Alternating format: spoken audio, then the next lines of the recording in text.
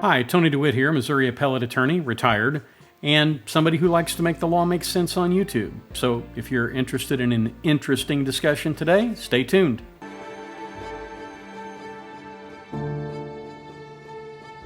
Some cases and some clients are just snake bit. They seem to attract bad karma and bad outcomes the way magnets attract iron filings, I'll put it that way. And the Donna Adelson case is one of those. Now, one of the rules that regulates the bar is the conflict of interest rule. You can't put yourself in a conflict situation between two clients.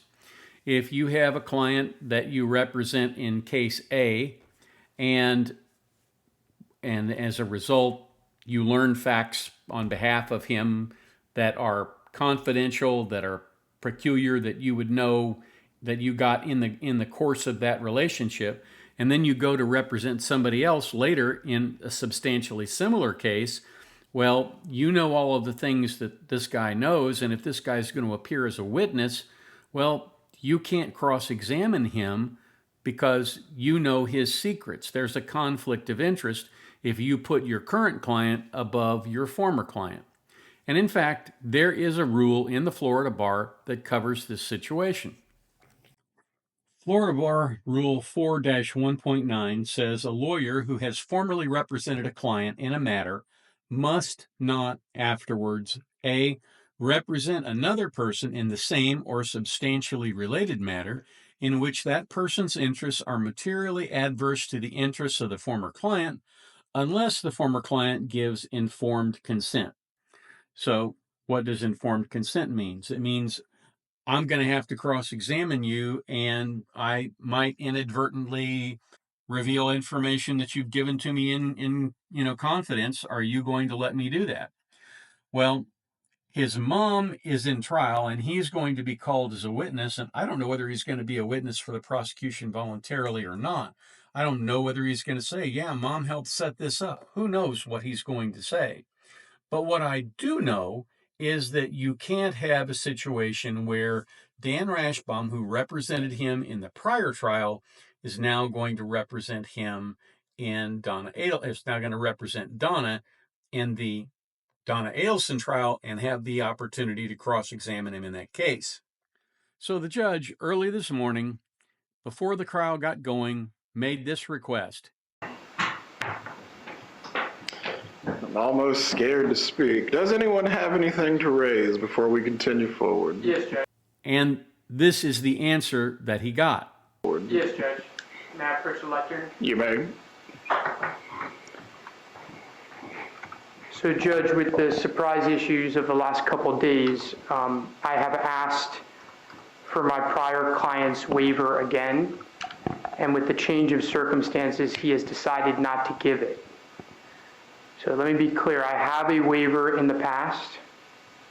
It's from December 12th, December 13th, and an independent lawyer spoke to him as well, although did not get a signature on the waiver. So we had a waiver. We thought we had a waiver. We didn't think there was an issue. But given the events of the last 2 days, I approached appellate counsel to get a new waiver. Thought that was the right thing to do, obviously, and the cleanest thing to do, and I am not able to obtain that waiver at this point. So as a result, I need to withdraw from the case. Very well. Well, Dan Rashbaum has done the right thing here. You absolutely can't proceed on behalf of this client with one hand tied behind your back, and you can't put one client in a more favorable position than the former client. And so as a result, he has to withdraw. That's required by the bar rules, and he did the right thing. Now, you could certainly, cry foul because he waited so long to do that, right? I mean, on the eve of trial is not the ideal time to figure out you have a conflict. He's known that he's represented Charlie forever, and he's known that the entire time that he's been representing Donna. And one assumes that Charlie and Donna got together and said, yeah, it's okay for you to use my lawyer. And in fact, Dan tells the judge that he had a prior conflict waiver, but now that waiver has essentially been revoked by appellate counsel, and he can't go forward. So what does the judge do? Does the state wish to be heard concerning the withdrawal of counsel? I don't think I have anything appropriate to say on the matter, Judge. If Your Honor knows Well what put. you need to do. We would like to proceed, and I'd ask Your Honor to inquire whether we can proceed with second chair representing Ms. Adelson, but obviously we're ready for trial and there's a lot at stake. Mr. Morris, are you prepared to move through this trial without Mr. Rashbaum? Judge, I did enough. I tried to think about all of the different potential rabbit trails, and the short answer is I do not believe that I am going to be able to be adequately prepared to proceed forward with the present calendar, primarily because of the division of labor in the case. I would move to continue for a brief period of time. That's also, in speaking with Mr. Ufferman, which is an issue that I'm going to request that we address, the objection by Mr. Adelson would still pertain to my cross-examination, and by extension, the third party would conduct cross-examination. In short, I need time to regroup. Before we finish today, I will have the in-camera hearing review concerning whether you have been properly walled off. As to the withdrawal of lead counsel, I am going to permit it. The conflict issues are so severe, I believe, to move forward with the trial. Ms. Kappelman, Ms. Dugan would place us in a position where we would end up in a reversal. So now the issue is whether this new counsel, or I should say this co-counsel, can do a reasonable job, whether or not he can even cross-examine Charlie, because by virtue of having worked with Rashbaum, he may know or be privy to some of the same confidential information that Rashbaum was. It may be necessary to get an entirely new group of attorneys to represent Donna Adelson. Here is the other issue. This is not something you get ready for in a matter of days.